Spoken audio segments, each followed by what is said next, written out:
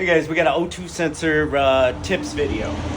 These are good O2 sensor sockets right here, but sometimes they start to widen because the O2 sensors are in there so good.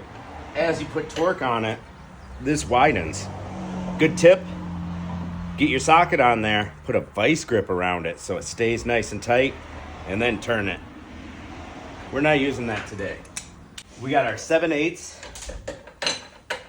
wrench on there, and this one is not coming off. And it's like, oh, you're replacing the cat. Why don't you just change the sensor? Well, sometimes sensors are 150 bucks, and they test good. So why change them? Clean them up, put them in the new cat. Depends on the customer's financial situation, not yours. I just saw this on the internet, have to check it out. We have the fuel on. Woo! It does work. Alrighty then. You just grab a drill. You don't need a striker, guys. We want to get this nice and toasty on the bunghole.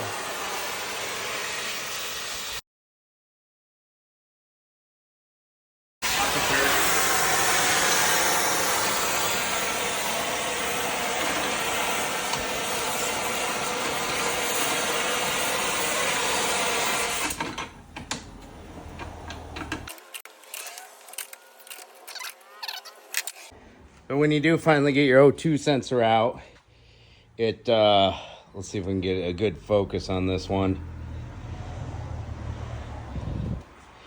Sometimes the threads kind of come out with it. So at that point, yeah, go ahead and replace her if she looks bad.